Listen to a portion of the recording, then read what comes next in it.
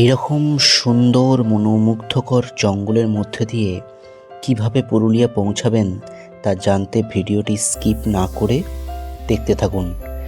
ভিডিওতেই থাকছে route map. নমস্কার বন্ধুরা, আজ 14 তারিখ 14ই মার্চ 2025। আমরা দাঁড়িয়ে আছি কুমিরমারা স্টেশন, ডানকুনি আরামবাগ রোডের একটু মাঝামাঝি জায়গায়। এখান থেকে আমাদের আজকের ডেস্টিনেশন পুরুলিয়ায় আমরা প্রথম দিন যাচ্ছি অযোধ্যা পাহাড়ের পাশে, এবং সেখানে গিয়ে সাইট সিইং করবো, সেসব আপনাদের জানাবো। তবে এখন আমরা যাব, ঘড়িতে এখন বাজে 3:15। এখান থেকে আমরা যাব আরামবাগ হয়ে বিষ্ণুপুর জঙ্গল হয়ে আমরা অযোধ্যা পাহাড় যাব।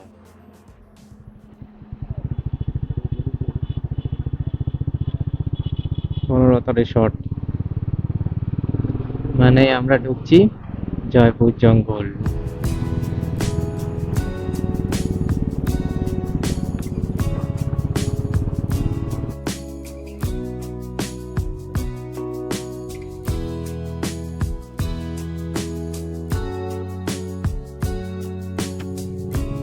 ঘড়িতে বাজে 6:15। আমরা যাচ্ছি জয়পুর জঙ্গলের মধ্যে দিয়ে। এখন অসাধারণ লাগছে জয়পুর জঙ্গলকে, এক বর্ষাকালে এক রূপ, আর এই পাতা ঝরার শেষে বসন্তে আর এক রূপ। এই গাছের ওপরগুলো, বিশেষ করে এই যে এই ফুলগুলো দারুণ লাগছে। দাঁড়িয়ে থাকলে সাইডে এই যে গাছে পুরো ভর্তি হয়ে যাচ্ছে গায়েতে, এই ফুলগুলো টপ টপ টপ টপ করে পড়ছে, সে বৃষ্টির ফোঁটার মতো আওয়াজ হচ্ছে জঙ্গলের মধ্যে। সাইডে দাঁড়িয়েছিলাম, বৃষ্টির ফোঁটা পড়ার মতো গায়ে পড়ছে, দেখছি ফুল পড়ছে। সেই ফুলগুলো এত সুন্দর, জঙ্গলেতে একটা অন্য গন্ধ। আর প্রায় পুরোটাই প্রায় ফাঁকাই, দুটো একটা করে বাইক যাচ্ছে, গাড়ি যাচ্ছে।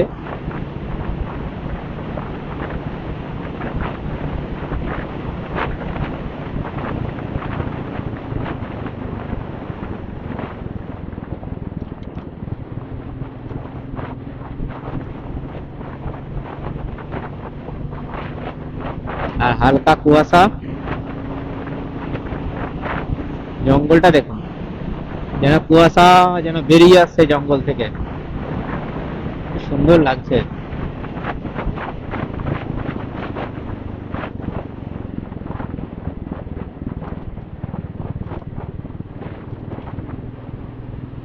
দারুণ লাগছে দুদিকটা। কুয়াশা মাখা জঙ্গল আর শিশির ভেজা রাস্তা, আহা, এক অপূর্ব অনুভূতি। এই পাতা ঝরার মরশুমে এই জঙ্গলে না এলে বুঝতে পারবেন না এত সৌন্দর্য কোথায় লুকিয়েছিল।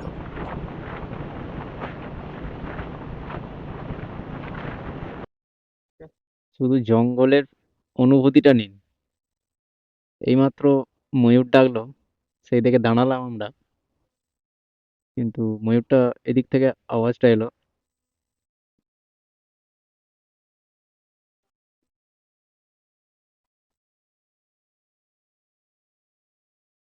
আর এই সবুজ জঙ্গল, সবুজ অরণ্য, অসাধারণ লাগছে। কলকাতার দিক থেকে যারা আসছেন তারা মোটামুটি ডানকুনি পেরিয়ে মশার বলে একটা জায়গা, সেটা মারতে পারেন। তারপর তো আরামবাগের পরে কোতুলপুর হয়ে জয়পুর ফরেস্ট। তারপর সেখান থেকে ওই সুন্দর জঙ্গলের মধ্য দিয়ে যেতে চাইলে গোবিন্দপুর মোড় হয়ে দারুণ। তারপরে আপনার ডেস্টিনেশন, সেটা আপনি অযোধ্যা মোড় হতে পারে, আমি যেমন অযোধ্যা মোড়ে ছিলাম, বা অযোধ্যা পাহাড়ের ওপরে হতে পারে। সেখানে ডেস্টিনেশন মারলেই পুরো সুন্দর জঙ্গলের মধ্যে দিয়ে আপনারা যেতে পারবেন। আর এই গোবিন্দপুর মোড়েতেই আমরা ব্রেকফাস্ট করব। আপনারা বনলতা রিসর্টেও করতে পারেন জয়পুর ফরেস্টের আগে, বনলতা রিসোর্টেও করতে পারেন, কিন্তু আমরা করেছিলাম, আমরা যেহেতু বনলতা রিসোর্টে অনেক সকাল সকাল পৌঁছে গেছিলাম, প্রায় 6:15-20 দিকে, তাই আমরা আমাদের ব্রেকফাস্টটা করেছিলাম 9টার দিকে ওই গোবিন্দপুর মোড়েতে। তবে এই জঙ্গলের মধ্যে দিয়ে যখন আসবেন, সকলকে অনুরোধ, অবশ্যই আসুন এই জঙ্গলের মধ্যে দিয়ে। যদি ন্যাশনাল হাইওয়ে দিয়ে চলে যান, এই জঙ্গলের অনুভূতিটা পাবেন না। অসাধারণ সুন্দর, অসাধারণ। মানে মোটামুটি এখনো 10-15 দিন, আজকে মার্চ মাসের 14 তারিখ। আহা, এইটা কি সুন্দর ফুলটা, দারুণ। যাই হোক, আজকে মার্চ মাসের 14 তারিখ, এখনো 10-15 দিন আপনাদের, মানে এই মাসটা, মার্চ মাসটা সুযোগ আছে এই সুন্দরতার অনুভব করার জন্য। সুন্দর দৃশ্য, অসাধারণ সুন্দর দৃশ্য। তবে হ্যাঁ, জঙ্গলে একটু স্লো চালাবেন। আমিও ওভার স্পিড হয়ে যাচ্ছিল, দেখলাম এখানে শিয়াল বেরিয়ে পড়ছে মাঝে মাঝে, রাস্তা ক্রস করছে, তো একটু ধীরে চালাবেন।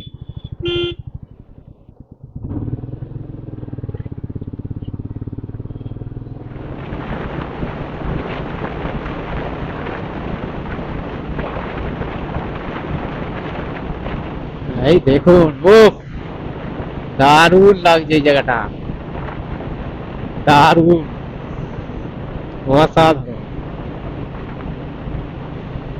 আহ! পুরো লাল।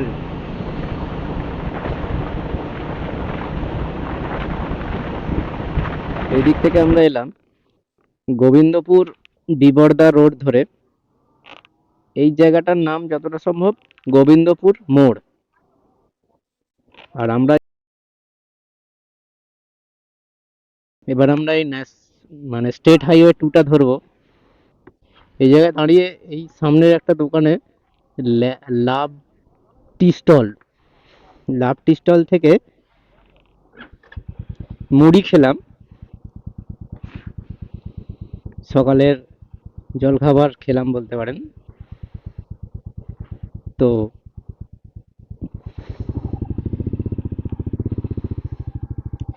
এটা খেয়ে একটা কথাই মনে হলো, যে এটা রাজুদার পরোটার থেকেও কম দামে দিচ্ছে। কিরকম বলছি, আপনারা অবশ্যই এখানে এসে খেতে পারেন। ওর আশেপাশে 2-3টে দোকান আছে, তাদের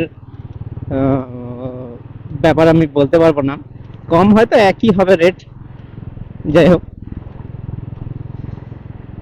খুব টেস্টি খাবারটাও ছিল। এক বাটি মুড়ি একদম শাল পাতার থালাতে, তার সাথে ঘুগনি,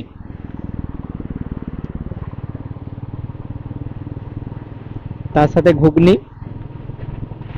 তার সাথে কাঁচা ছোলা আর কাঁচা বাদাম, ওই এক মুঠো মতো, আর একটা বড় চপ। মানে আমাদের কলকাতার দিকে যে চপ পাওয়া যায় 8 টাকা পিসের, তার ঠিক ডবল বা তারও বেশি। একটা বড় চপ, একটা কাঁচা লঙ্কা,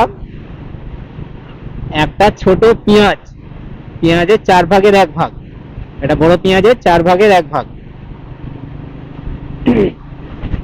আর একটা ছোট শসা। তাহলে আবার বলি, শাল পাতার থালায় 1 থালা মুড়ি, তার সাথে ঘুগনি, একটা বড় চপ, একটা কাঁচা লঙ্কা, এক মুঠো ভেজানো ছোলা বাদাম, একটা পেঁয়াজ, একটা শসা, সব মিলিয়ে দাম হচ্ছে 20 টাকা। কলকাতার দিকের সাথে তুলনা করলে মিলবে না। এখানের নিম্নবিত্ত মানুষের জীবনধারার সাথে মিলছে।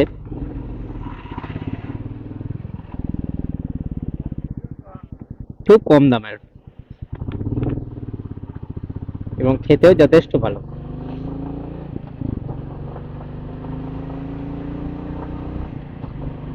এদিকে শুধু লাল।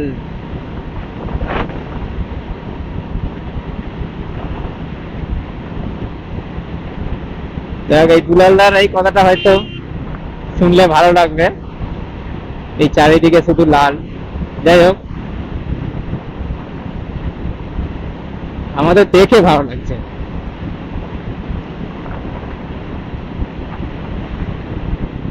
Welcome to Purulia district. Purulia ডিস্ট্রিক্টে আমরা ঢুকে গেলাম। তার আগে থেকেই পলাশ দেখতে পাচ্ছি, প্রচুর পলাশ দেখেছি, প্রচুর। যদি চাও বাঁচতে, গাড়ি চালাও আস্তে। বাহ, এখানে আবার কি করছে?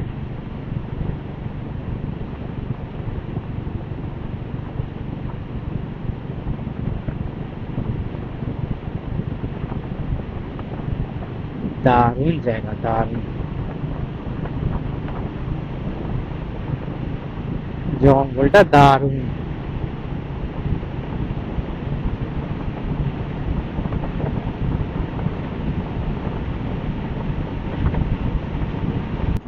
সিনারিটা দেখুন খালি, ওই যে দূরে পাহাড় দেখা যাচ্ছে।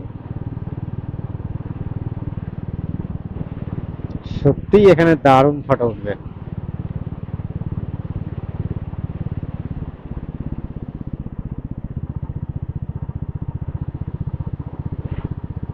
এত সবুজ, দারুণ।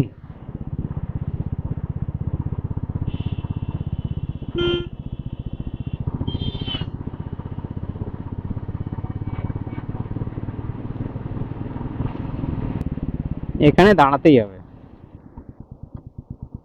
এখানটায় দাঁড়াতেই হবে। এই যে সবাই দাঁড়িয়েও আছে।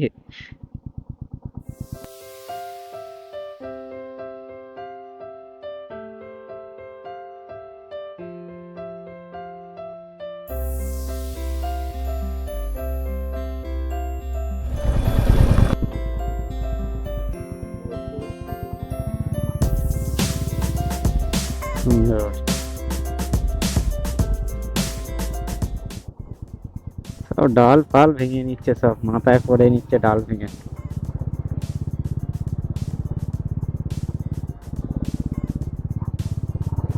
ডালটা ভাঙাটা ঠিক নয়,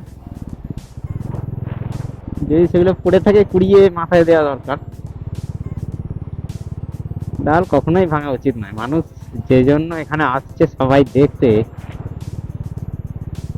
সকল ভিজিটাররা এখানে আসছে,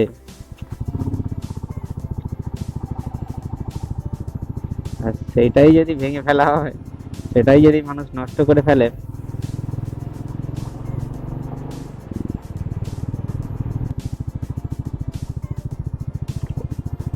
মাথা পাহাড়।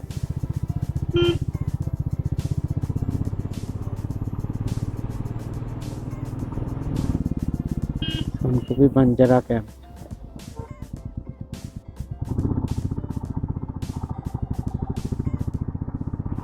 এই অযোধ্যা মোড়েতে রেণুকা লজে আমরা একটা দিন কাটালাম, একটা রাত কাটালাম বলতে পারেন। তো এখানের আমাদের খুব কম বাজেটেই পেয়েছিলাম, 600 টাকা দিয়ে, মাত্র 600 টাকায় আমরা রুমটা পেয়েছিলাম, আগে থেকে বুকিং করে গেছিলাম। তো এখানের মেন সুবিধে অসুবিধে হচ্ছে, অসুবিধে বলতে গেলে এটা অ্যাটাচ টয়লেট নয়, এটা অনেকের পক্ষেই অসুবিধে হবে। কিন্তু এখানে অনেক কাপেল এবং ফ্যামিলির লোকেরা ওয়াইফ নিয়ে গিয়ে আছেন, বাচ্চা নিয়ে গিয়ে আছেন, তারাও ম্যানেজ করছেন, খুব একটা অসুবিধা হয় না। 6-7টা উপরে ফার্স্ট ফ্লোরেতে 6-7টা রুম আছে, তো তাদের মাত্র 2টো টয়লেট। তো এটা দিয়ে খুব একটা অসুবিধা আমাদের হয়নি, ফেস করতেও হয়নি, ওয়েট করতেও হয়নি। তো একটা রাত্রি থাকার জন্য ম্যানেজেবল হোটেলে। কিন্তু পার্কিংয়ের ব্যবস্থা নেই, কোনো জায়গায় শুধু 2 হুইলার পার্কিং আছে, একটু সেগুলো খোঁজ নিয়ে তবেই বুক করবেন। আমাদের এই রেণুকা লজেতে বাইক পার্কিংয়ের জায়গা কিন্তু ছিল। আর এই অযোধ্যা মোড়েতেই কিছু ছোটোখাটো ভাতের হোটেল বা রেস্টুরেন্ট আছে, সেগুলো দুপুরে ভাত, রাত্রিরে রুটি এবং চাইনিজ খাবার ছোটোখাটো কম বাজেটের মধ্যে আপনারা পাবেন। এখানে খুব হাইফাই কিছু রেস্টুরেন্ট নেই।